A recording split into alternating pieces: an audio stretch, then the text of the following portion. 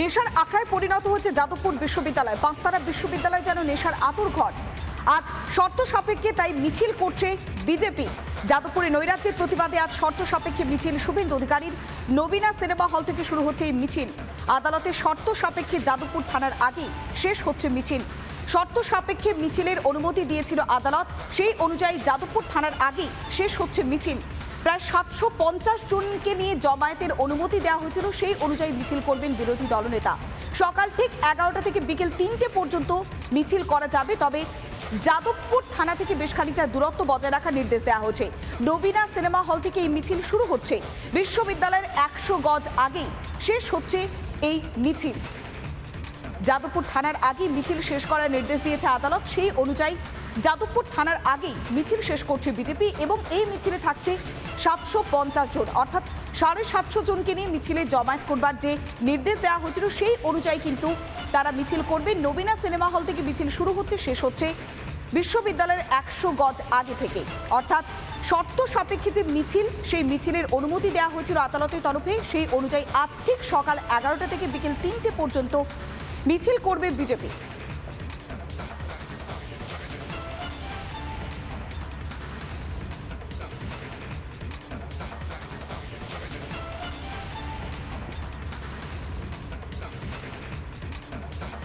দেওয়াল লিখনকে কেন্দ্র করে তৃণমূলের বিরুদ্ধে একের পর এক অভিযোগ।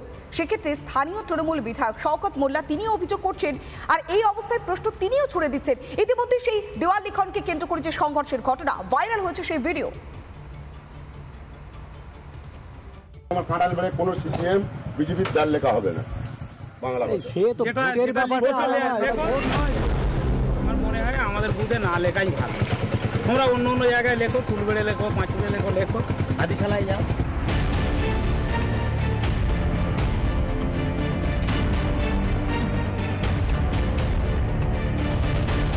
কোন দেওয়ালে লেখা যাবে আর কোন দেওয়ালে যাবে না তারই ফরমান জারি করেছে কয়েকজন যুবক। চলছে শাসানি, ভাইরাল হয়েছে হুমকির এই ছবি। কার খাচ্ছ? কার খাচ্ছি মানে কার খাচ্ছি আমি? হ্যাঁ কার খাচ্ছি? তুমি তোমার পাড়ায় তুমি মতদানি দেখাও যাও। আমার সব পাড়ায় তো সব পাড়ায় জাল লেখা হচ্ছে তো দিকে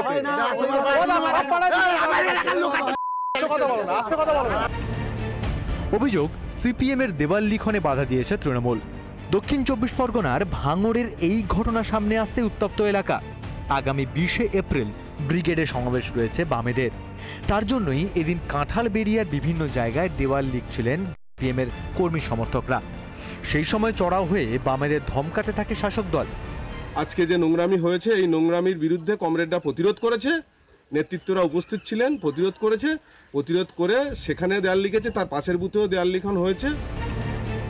শাসকের বিরুদ্ধে গা জোয়ারির এমন অভিযোগ আসতেই পাল্টা যুক্তি দিতে ব্যস্ত বিধায়ক। সিপিএম এই মুহূর্তে তো বাংলায় একটা শূন্যপ্রায় প্রাণী, একদম মানে নেই বললে চলে। তা আবার এই যেটা শুনলাম, এটা সত্যিকারের সিপিএম না বিজেপি, এটা বিজেপির দালালতি করছে, এটাও একটু দেখতে হবে। বিধানসভা ভোটে বাকি এখনো 1 বছর। তার আগেই তাল ঠোকাঠুকি শুরু হয়েছে শাসক বিরোধী শিবিরে। ভয় পেয়ে কি জুলুমবাজি করে বিরোধীদের দাবি রাখতে চাইছে তৃণমূল? রিপাবলিক বাংলা।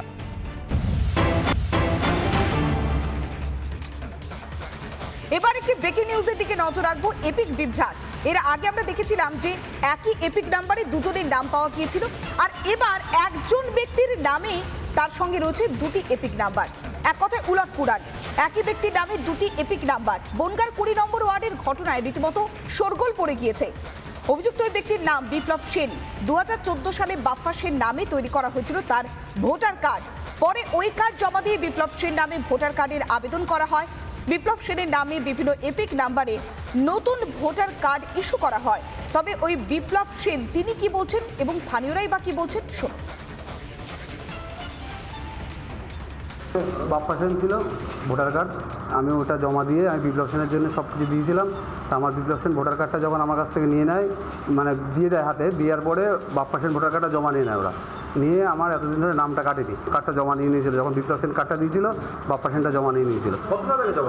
তা 14 সাল তাহলে হবে, তখন কাউন্সিলর ছিল রতন শাহ। প্রশাসন বা কে বা কারা কেন নাম কাটেনি এখনো পর্যন্ত সেটা বুঝতে পারছি। অবশ্যই জানাবো, পেয়েছি যখন কেন জানাবো।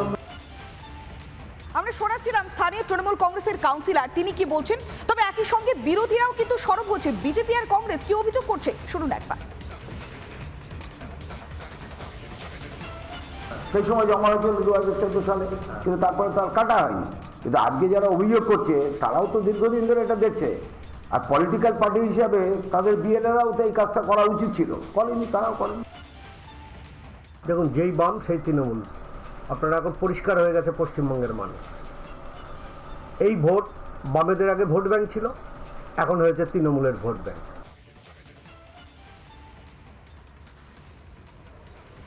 দেওয়াল লিখন নানা ধরনের কন্টেন্ট দেখার জন্য লাইক করুন, শেয়ার করুন আমাদের ফেসবুক পেজ, সাবস্ক্রাইব করুন আমাদের ইউটিউব চ্যানেল।